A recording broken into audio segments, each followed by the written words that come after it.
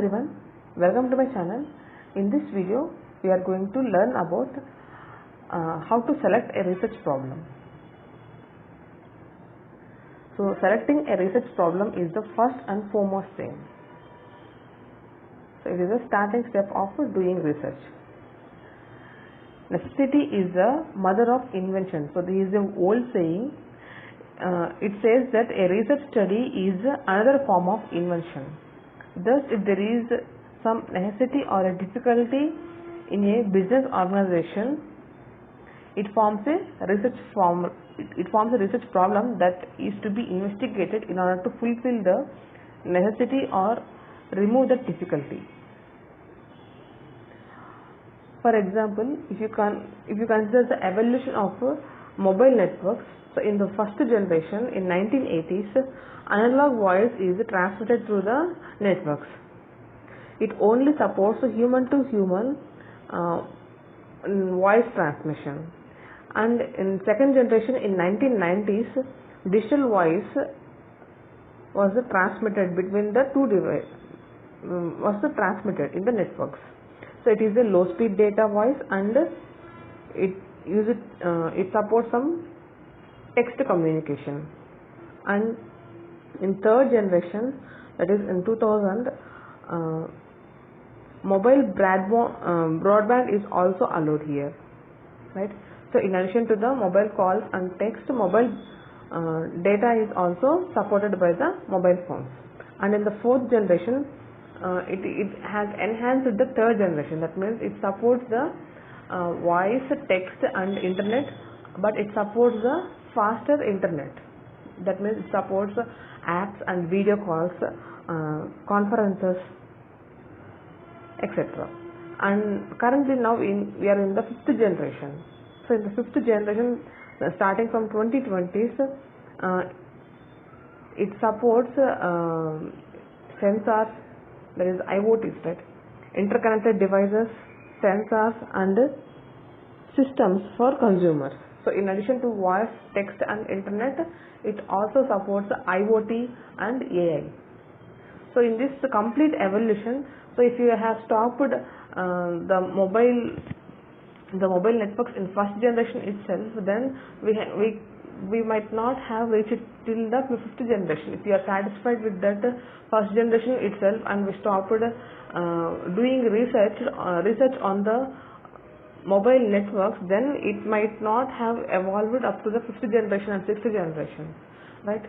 So we are doing the research on the existing difficulties that we are facing, and in the next generation we are upgrading that difficulties, and we are overcoming the difficulties, and we are upgrading with a new technology, right?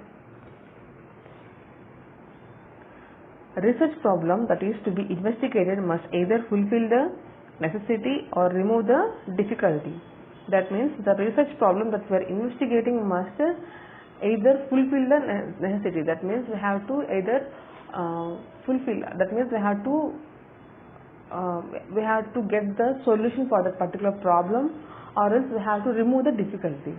So these two things we have to do. Selecting a research problem is a big problem in itself. So selecting a research problem plays a very key role in the whole research process. So this is the first step in the research process, and it plays a very key role. So based on the research problem that you are selecting, so complete the data collection techniques, the sampling techniques, the research design, everything will change based on the research problem.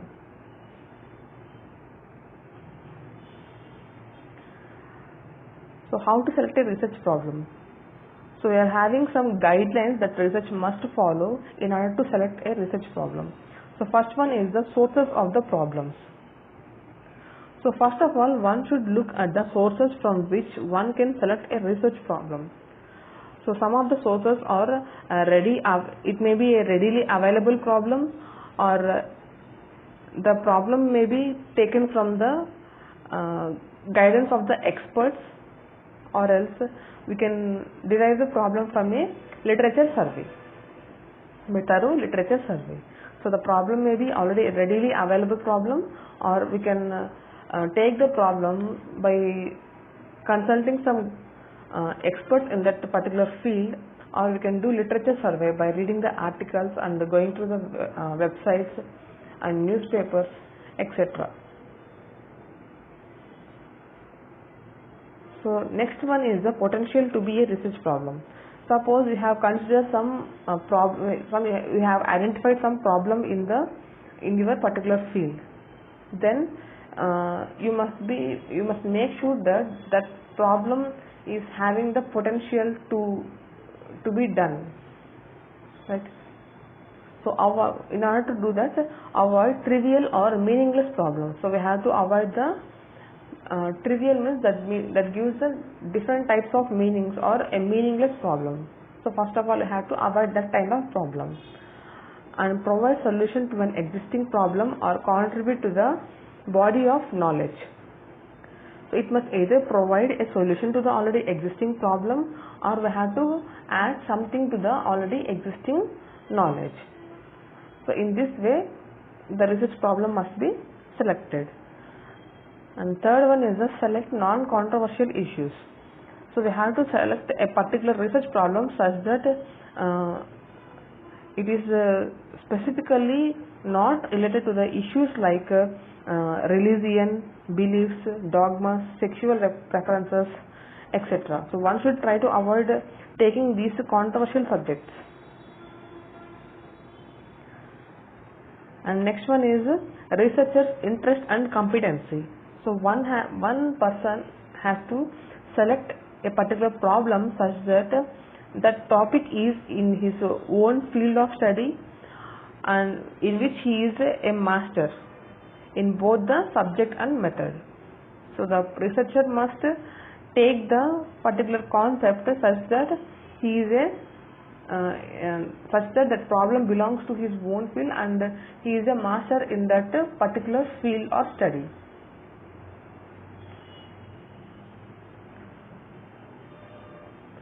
So next one is the resources available. A researcher must ensure the following points about the inputs of the problem, that is time, funds, size of research, cooperation of others, literature and material, and obtainable data. So first resource that is important is time. So the researcher must make sure that the research problem must be completed in a particular time frame. And next one is the funds. The amount of funds available for that particular research project must be known in advance and the study must be completed within the given budget. The next one is the size of the research. The research problem should not be too large or it should not be too small. Okay, so a investigator must manage to solve the problem within a time limit and it should not be too large or too small.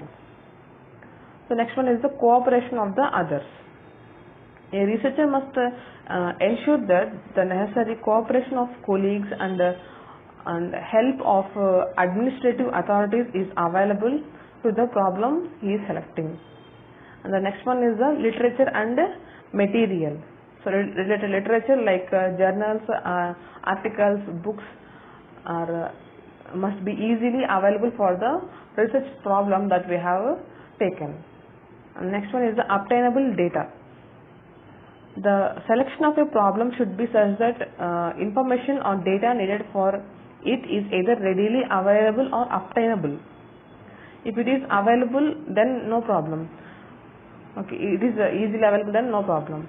Or else we have to obtain that data of the problem from either from the comments of the experts or from through some articles or websites. A researcher must seek the help of subject experts and supervisors and guides in selecting a research problem. So these are the 5 steps to select a research problem. Thanks for watching my video.